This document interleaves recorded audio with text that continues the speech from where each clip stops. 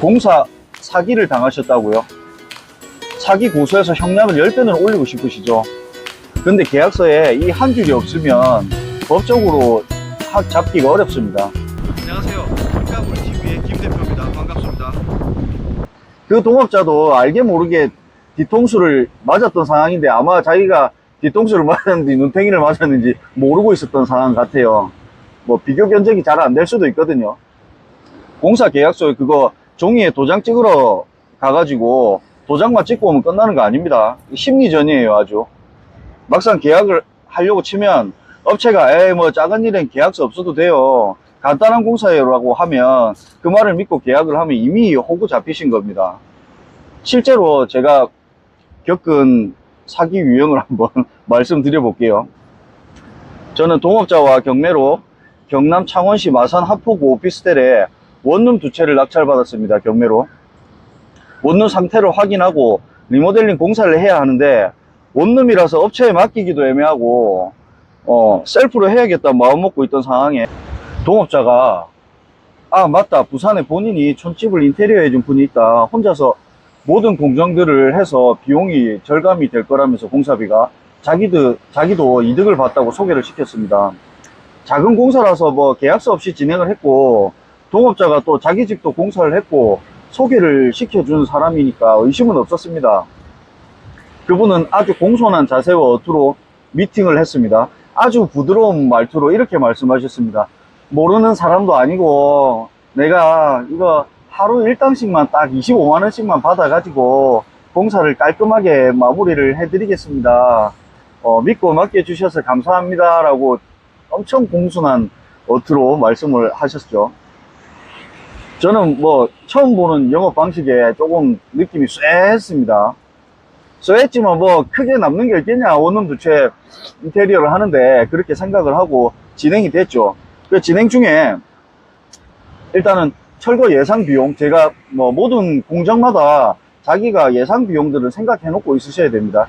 그래서 저는 철거를 80, 목작업을 250만원, 욕실공사 뭐 150만원 등등 예산들을 잡고 있었습니다. 그래서 일을 위임하고 4일 정도가 지났어요.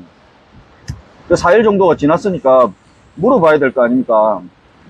아직 본공사가 안 들어간 듯 해가지고 뭐 준비 중이신가 보다 이렇게 생각을 했는데 이상해서 혹시 지금까지 견적서를 요청을 드려봤습니다. 그랬더니 저의 쎄한 느낌은 그대로 맞았었습니다.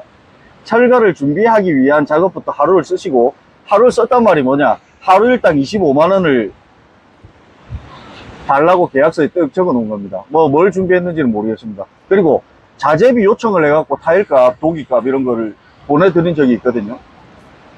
그날 하루 자재를 사러 갔다고 하루 일당을 또 떡 청구를 했습니다. 25만원 추가.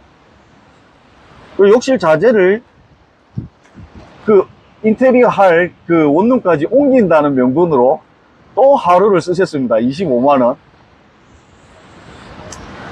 그래 이제 근데 사실 이런 부자재라는 것들은, 자재들은 욕실집에서 양이 작아도 배달을 해달라면 또 해줄 수도 있고 올려달라 그래도 올려줄 수도 있고, 만약에 올렸다 하더라도 30분에서 1시간이면 끝나는 일입니다. 하루 일당을 받기에 좀 과하죠. 저런 식으로 공사를 하면 결국 업체 단가와 뭐 진배가 없거나 비쌀 수 있고 공사 마감도 안 나올 게 확실해 보였습니다.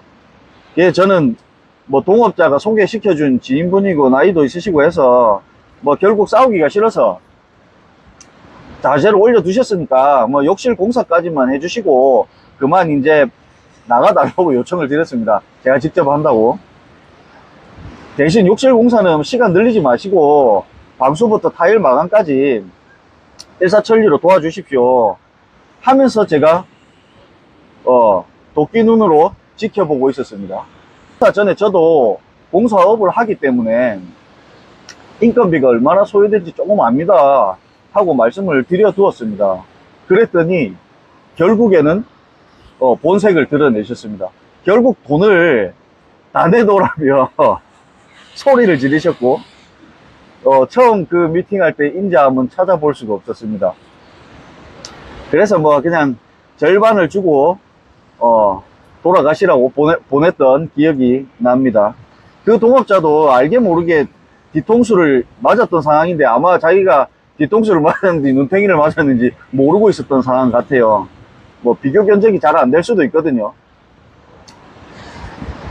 그래서 아마 제가 이 상황에 계속 끌려갔다면 공사는 뭐 30%밖에 안 됐는데, 예를 들어서 공정이 이미 돈은 60%나 나가는 그런 상황들이, 정신을 떡 차려보면 뭐 그런 상황들이 생겼을 겁니다.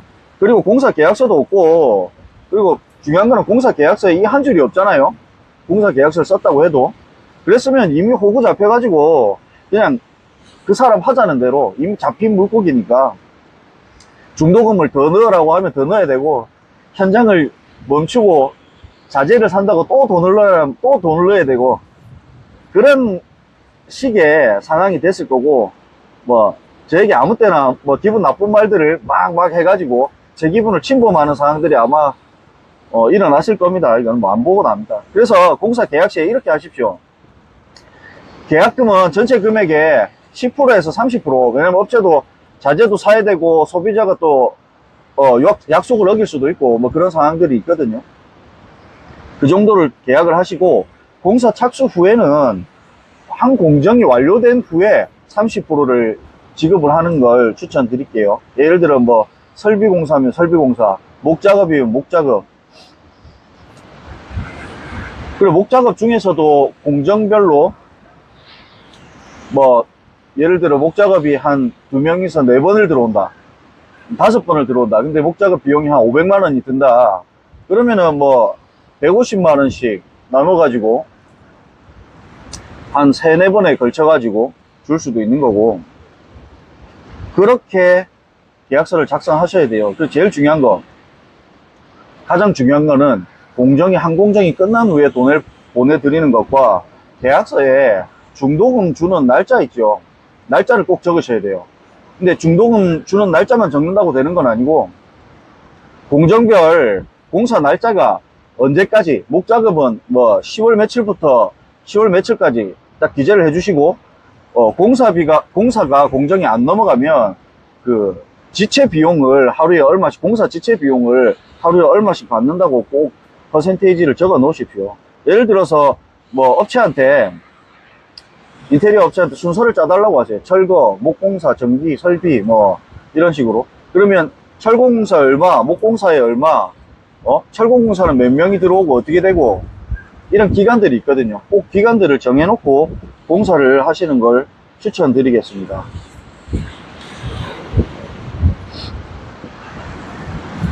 오늘 영상 보신 분들은 이런 뭐 경조서를 꼭 잘 쓰셔가지고 공사 잘 하셨으면 좋겠습니다. 공사 피해 계약서에 공사 공정률 꼭 넣고 지체 보상금을 꼭 넣어서 90% 이기는 공사를 하셨으면 좋겠습니다. 하지만 뭐 이런 좋은 업체들도 있습니다. 뭐 업계에는 뭐 저렴하면서 비용 절감을 위한 업체들도 있어요. 공정을 간소화시켜 드리고, 그리고 자체 시공팀을 보유하면서 좀 작은 일도 저렴하게 그냥 해드릴 수 있는 업체들이 많이 있습니다. 핵심은 뭐 가격 대비에 합리적인 공정 설명이 있었느냐, 그리고 계약 조건이 명확하냐입니다.